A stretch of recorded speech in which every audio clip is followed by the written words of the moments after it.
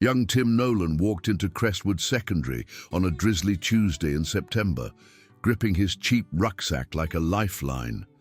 16 years old, barely 5'5", he had a thin frame that gave an impression of frailty. His fair hair flopped over his eyes, and his hand-me-down clothes, baggy trousers and a worn blue coat, broadcast vulnerable to anyone looking for a victim. Moving from Glasgow to this posh town was his mother's idea of a new beginning after his sister's accident, but Tim knew the score. Trouble had a habit of finding him. The corridors of Crestwood hummed with the buzz of students returning after the summer. Designer clothes, new trainers, and the latest phones highlighted Tim's humble appearance. He kept his gaze down, passing through groups of teenagers who ignored him completely. That was how he wanted it. Unseen, hidden, safe. Mr. Davies, his first-period history teacher, introduced him to the class with fake cheer. "Everyone, we have a new student joining us. Tim Nolan, would you like to tell us a little about yourself?" "I'm from Glasgow," Tim mumbled, his voice hardly audible. "That's all." A few giggles spread through the classroom. He noticed 3 lads at the back exchanging glances and smirks. The biggest of the 3, a thick-necked boy with short, shaved hair and mean brown eyes, leaned back in his seat with a look Tim knew well. A predator sizing up dinner. During lunch, Tim found an empty spot near the windows in the refectory, hoping to eat his sandwich in peace while watching the groups around him. The popular kids held court at the center tables, their loud voices filling the room. Athletes gathered near the entrance, wearing their sports tops like battle armor. And spread around were the different groups that made school feel like a carefully acted play. "Well, well, what have we here?" The voice came from behind him, dripping with false interest. Tim turned to see the 3 boys from history class walking towards his table. The leader, the one with the shaved head, wore a rugby shirt with Carter printed on the back. His 2 mates were beside him like bodyguards. One was skinny and spotty, while the other was chunky with arms that looked like he lifted weights every day. "You're the new kid, right?" "Tim," Carter asked, dropping into the seat across from him without asking. "I'm Liam. Liam Carter. This is Ben," he pointed to the skinny one, "and Dan," indicating the chunky mate. "We're in charge here, just so you know." Tim kept eating his sandwich, hoping they would get bored and leave. He knew that talking to bullies only made things worse. Best to ride it out and hope it ended soon. "Not much of a talker, are you?" Liam went on, reaching across the table to grab Tim's packet of crisps. He ripped it open, crumbs falling down his front. "That's probably smart. Quiet kids stay out of trouble."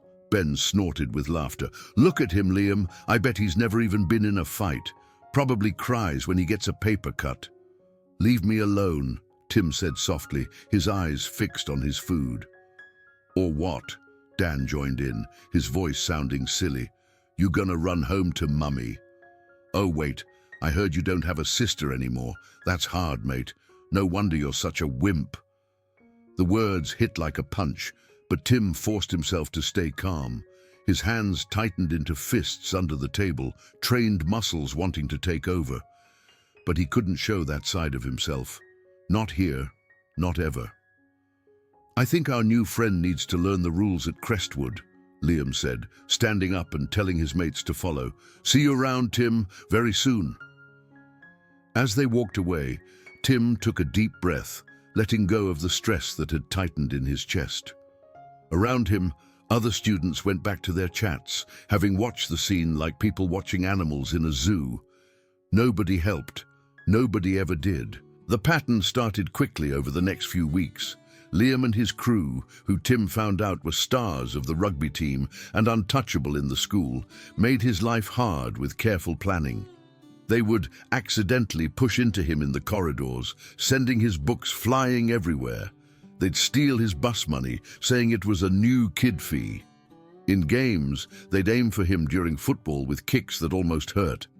The worst things happened between lessons, when teachers weren't looking and nobody from the office was around. Liam seemed to know when Tim was alone, whether in quiet hallways or empty stairs. Each time was the same, nasty words turning into threats, all while Tim stayed quiet. "Why don't you hit back?" Liam asked one afternoon after trapping Tim near the science lab.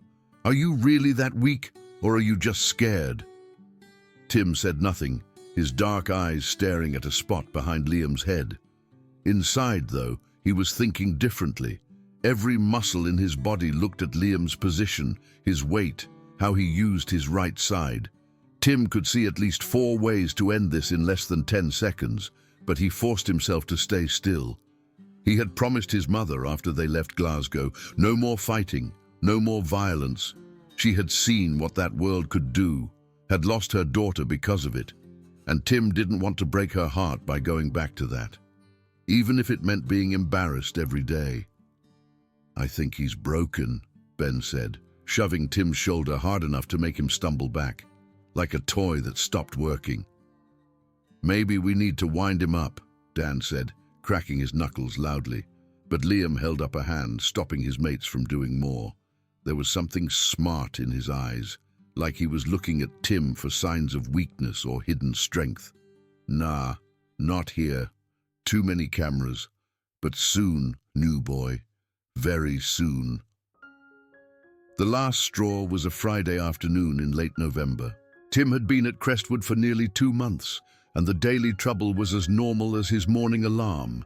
He had ways to avoid the worst of it, different ways through the building, timing his walks to avoid Liam's crew, eating lunch in the library instead of the refectory. But on this day, his plans didn't work. Tim was leaving his last class when he realized he'd left his English book. The hallways were mostly empty, with most students wanting to start their weekends. He quickly got the book and started towards the main door, only to find Liam, Ben, and Dan blocking his way near the sports hall doors. "Going somewhere, new boy?" Liam asked, his voice sounding meaner than before. "Just going home," Tim said, moving the book to his other arm and looking for another way out. "Actually, I think you're coming with us," Liam said, getting closer. "We've been talking, and we realized we never properly welcomed you to Crestwood. That's not very friendly of us." Before Tim could say anything, Ben grabbed his arm, while Dan moved to stop him from running. They led him through the sports hall doors and down a hallway that led to the weights room. The sound of their feet echoed off the walls, and Tim felt his heart beat faster, even though he tried to stay calm. The weights room was empty, its windows facing the back car park, where nobody would see what happened inside. Liam switched on the lights, and the bright lights made hard shadows across the equipment. "Here's the thing, Tim," Liam said, taking off his rugby jacket and hanging it carefully on a hook. "I've been watching you these past couple months, and something's not right. You take everything we give without fighting back, but there's something in your eyes. Something that says you could fight back if you wanted to." Tim put his book on a bench, moving slowly and carefully. "I don't want any trouble." "Too bad," Ben said, "because trouble found you. See, I think you're hiding something," Liam went on, rolling up his sleeves. "Maybe you're tougher than you look. Maybe you're just pretending to be a victim to get sympathy. Either way, I'm tired of wondering." Dan cracked his knuckles again, the sound very loud in the small room. "Can we just get this over with? I've got plans tonight." "You know what I think?" Liam asked, stepping close to Tim. "I think you're a fake. I think you're putting on this whole quiet act because you're scared of what people might think if they knew the real you, but I'm going to find out who you really are." Without warning, Liam's right hand shot forward in a straight punch aimed right at Tim's face. It was an easy attack, thrown with the confidence of someone who had never been stopped. Liam thought he would hit Tim's nose to see blood and tears and finally break through the new kid's strange calm. Instead, Tim moved his head 6 inches to the left. Liam's fist flew past Tim's ear, the force making him move forward and lose his balance. For a moment, confusion showed on the bully's face as his brain tried to understand what had just happened. At the same time, Tim's body moved with smooth speed that showed years of training. His left hand shot up to grab Liam's wrist, while his right palm hit upwards into Liam's elbow joint. The move made Liam spin sideways before crashing into a rack of weights. The metal weights clanged together as Liam hit the floor hard. Ben reacted first, running forward with his long reach and throwing a wild punch. Tim ducked under the punch and kicked Ben's front leg, making the tall boy fall to the ground.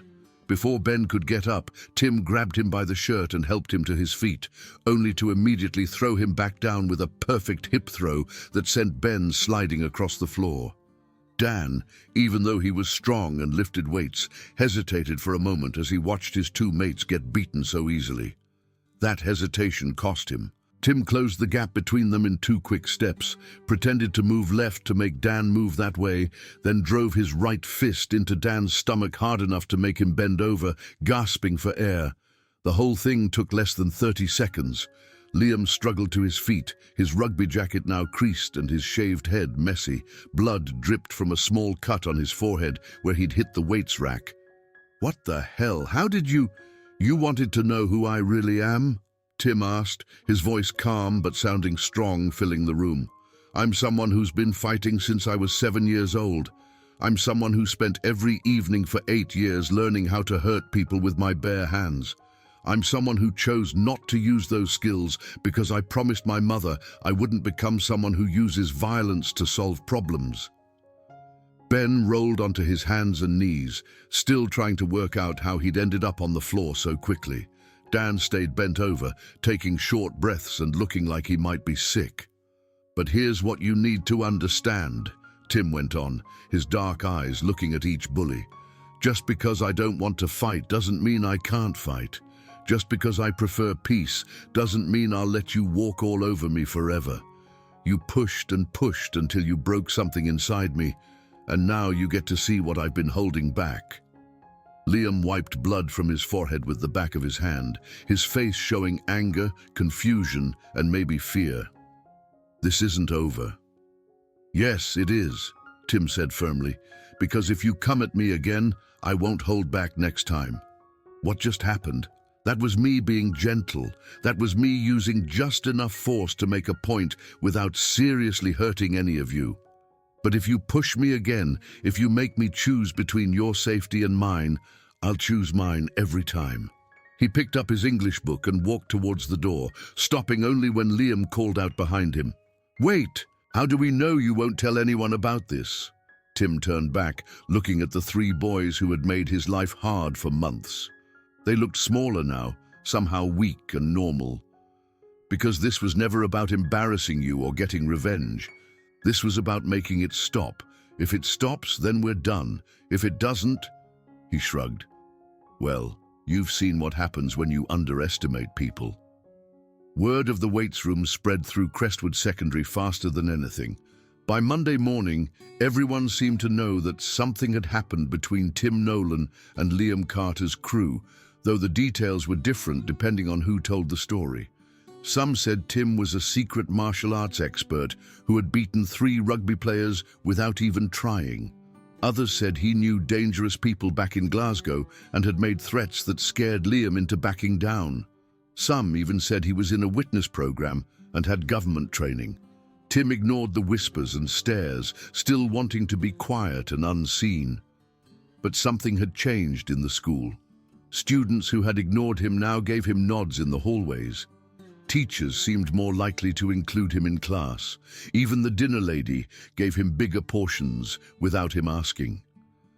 Liam, Ben, and Dan stayed away, though Tim sometimes saw them watching him from across rooms with looks he couldn't read. There were no more accidental meetings, no more stolen money, no more problems. The 3 boys seemed to want to avoid Tim completely. Other students noticed that things had changed. A younger boy called David Jones, who had been Liam's favorite victim before, came up to Tim one afternoon with a mix of curiosity and thanks. "I don't know what you did," David said softly, "but thank you. Liam hasn't bothered me once since last week." Tim nodded but didn't say much. He didn't want to be the school's hero. He just wanted to finish his school year in peace and move on. The real test came 3 weeks later during lunch. Tim was sitting at his usual spot, finally able to eat without worrying, when he saw a commotion near the center of the refectory. A group of older students had surrounded a younger girl, making fun of her old clothes and cheap shoes while she tried to pick up her books. For a moment, Tim felt the urge to help, to use his skills to help someone who couldn't help themselves. But then he saw Liam Carter at a table nearby, watching the scene. Their eyes met, and Tim saw something like understanding between them. Liam stood up, walked over to the bullies, and said something that Tim couldn't hear. Whatever it was, it made the older students leave, letting the younger girl pick up her things. Liam didn't make a big deal of it or try to get praise for what he did. He just went back to his table and kept eating his lunch. It wasn't forgiveness exactly. Liam Carter was still the same person who had made Tim's life hard for months. But it was an understanding that power came with responsibility and that strength should protect, not hurt. As Tim finished his last year at Crestwood Secondary, he thought about the lessons he had learned about violence, choices, and the courage to stop cycles of harm. He had learned that real strength wasn't about how much damage you could do, but about how much you could hold back when provoked. He had learned that sometimes you had to stand up for yourself to get respect, but that standing up didn't mean becoming what you hated. Most importantly, he had shown himself that he could keep his promise to his mother while still protecting himself. The skills his father had taught him before the violence of that world took her life didn't have to decide Tim's future. They could just be tools, used only when needed, and always to stop things from getting worse. On the last day, as Tim walked across the stage to get his certificate, he saw Liam Carter in the crowd. The former bully gave a small nod, not friendship, but respect between two people who had learned something about themselves. Tim nodded back, then looked to the future with the confidence that came from knowing who he was and what he could do when pushed too far. He had found his balance between peace and strength, between victim and bully, and that balance would help him in whatever came next. 18786.